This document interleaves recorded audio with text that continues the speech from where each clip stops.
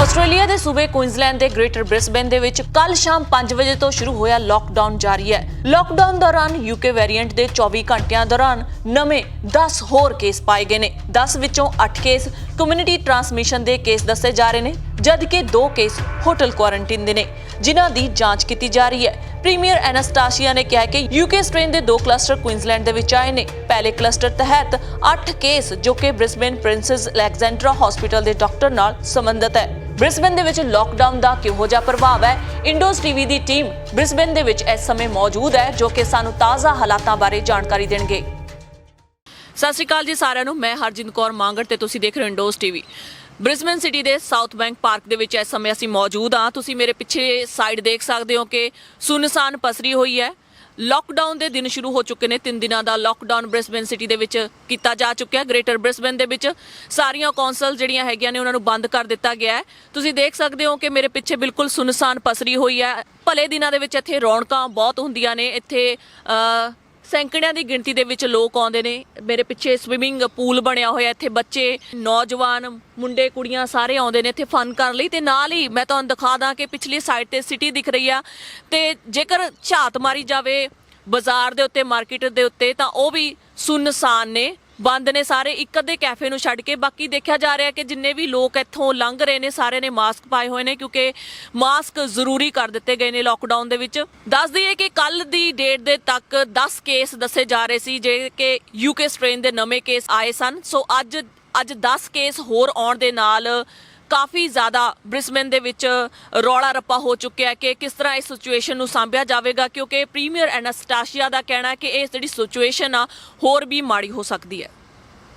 ਦੱਸਿਆ ਜਾ ਰਿਹਾ ਹੈ ਕਿ ਡਾਕਟਰ 12 ਮਾਰਚ ਨੂੰ ਕੋਵਿਡ ਪ੍ਰਭਾਵਿਤ ਮਰੀਜ਼ ਦੀ ਦੇਖਭਾਲ ਕਰਨ ਸਮੇਂ ਕਰੋਨਾ ਪੋਜ਼ਿਟਿਵ ਹੋ ਗਿਆ ਸੀ, ਜਿਸ ਤੋਂ ਬਾਅਦ ਮਰੀਜ਼ ਨੇ ਅੱਗੇ ਹੋਟਲ ਕੁਆਰੰਟਾਈਨ ਹੋਏ ਵਿਅਕਤੀ ਨੂੰ ਪ੍ਰਭਾਵਿਤ ਕੀਤਾ ਸੀ। ਚੀਫ ਹੈਲਥ ਆਫੀਸਰ ਜੈਨਟ ਜੰਗ ਦਾ ਕਹਿਣਾ ਹੈ ਕਿ ਜੋ ਕੋਰੋਨਾ ਕੇਸ, ਜਿਸ ਵਿੱਚ ਲੈਂਡਸਕੇਪ ਸ਼ਾਮਲ ਹੈ, ਜੋ ਕਿ ਨਾਰਥ ਬ੍ਰਿਸਬੇਨ ਤੋਂ ਵੀ ਇਹਨਾਂ ਕੇਸਾਂ ਤੋਂ ਹੀ ਪ੍ਰਭਾਵਿਤ ਹੈ। ਦੂਜੇ ਕਲਸਟਰ ਵਿੱਚ ਇੱਕ ਨਰਸ ਕਰੋਨਾ ਪ੍ਰਭਾਵਿਤ ਪਾਈ ਗਈ ਹੈ, ਜੋ ਕਿ Covid-19 ਦੇ ਵਾਰਡ ਵਿੱਚ ਸੇਮ ਹਸਪੀਟਲ ਵਿੱਚ ਕੰਮ ਕਰਦੀ ਸੀ। ਨਰਸ ਦਾ ਮੰਨਣਾ ਹੈ ਕਿ ਉਸ ਨੂੰ ਇਹ ਵਾਇਰਸ ਓਵਰਸੀਜ਼ ਟਰੈਵਲਸ ਤੋਂ ਮਿਲਿਆ ਹੈ। ਜਾਣਕਾਰੀ ਅਨੁਸਾਰ ਕੋਵਿਡ ਪੋਜ਼ਿਟਿਵ ਨਰਸ ਦੀ ਭੈਣ ਵੀ ਕਰੋਨਾ ਪੋਜ਼ਿਟਿਵ ਪਾਈ ਗਈ ਹੈ। ਦੋਨਾਂ ਨੇ ਇਕੱਠਿਆਂ ਹਾਲ ਹੀ 'ਚ ਬੈਰੋਨ ਬੇਈ ਹੈਂਸ ਪਾਰਟੀ ਨੂੰ ਸ਼ਿਰਕਤ ਕੀਤਾ ਸੀ। ਸਿਹਤ ਅਧਿਕਾਰੀ ਨੇ ਕਿਹਾ ਕਿ ਜ਼ਿਆਦਾ ਚਿੰਤਾ ਦੀ ਗੱਲ ਇਸ ਲਈ ਨਹੀਂ ਹੈ ਕਿ ਇਹ ਕੇਸ ਇਹਨਾਂ ਸਾਰਿਆਂ ਨਾਲ ਹੀ ਸੰਬੰਧਿਤ ਹਨ ਅਤੇ ਇਹ ਸਾਰੇ ਰਿਕਾਰਡ ਵਿੱਚ ਨੇ, ਅਤੇ ਜੋ ਵਿਅਕਤੀ ਇਹਨਾਂ ਦੇ ਸੰਪਰਕ ਵਿੱਚ ਆਏ ਨੇ ਉਹਨਾਂ ਸਾਰਿਆਂ ਦੀ ਜਾਂਚ ਅਤੇ ਟੈਸਟ ਕੀਤੇ ਜਾ ਰਹੇ ਨੇ।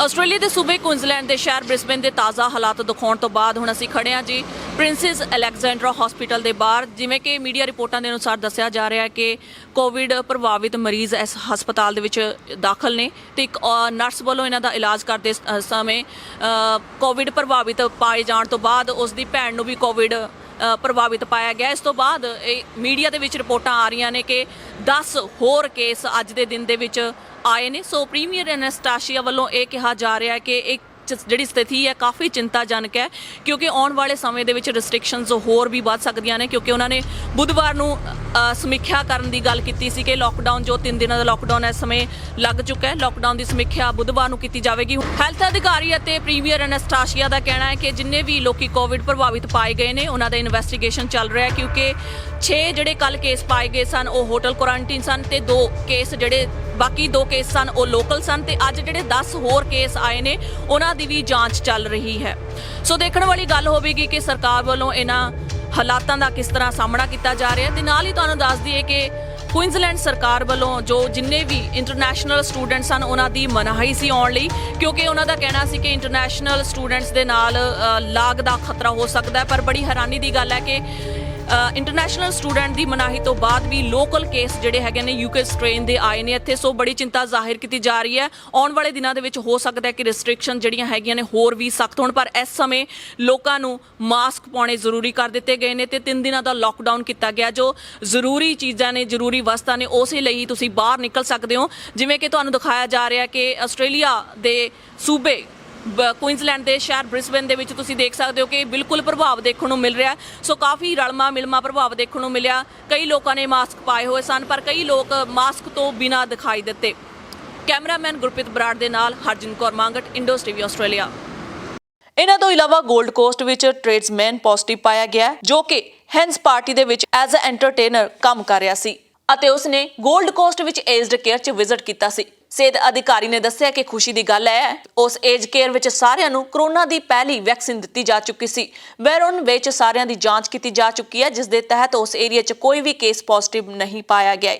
ਦੱਸ ਦਈਏ ਕਿ ਪਿਛਲੇ 24 ਘੰਟਿਆਂ ਦੌਰਾਨ 14,000 ਲੋਕਾਂ ਦਾ ਟੈਸਟ ਹੋ ਚੁੱਕਾ ਹੈ। ਇੰਡੋਜ਼ ਟੀਵੀ ਵੱਲੋਂ ਕੀਤੀ ਬ੍ਰਿਸਬੇਨ ਕਵਰੇਜ 'ਚ ਦਿਖਾਇਆ ਗਿਆ ਹੈ ਕਿ ਜ਼ਿਆਦਾਤਰ ਲੋਕ ਘਰਾਂ ਵਿੱਚ ਹੀ ਰਹੇ, ਪਰ ਜ਼ਿਆਦਾ ਜ਼ਰੂਰੀ ਕੰਮਾਂ ਲਈ ਲੋਕ ਬਾਹਰ ਦਿਖੇ। ਕਈਆਂ ਨੇ ਮਾਸਕ ਪਾਏ ਹੋਏ ਸਨ, ਜਦਕਿ ਕਈ ਬਿਨਾਂ ਮਾਸਕ ਤੋਂ ਵੀ ਦਿਖਾਈ ਦਿੱਤੇ।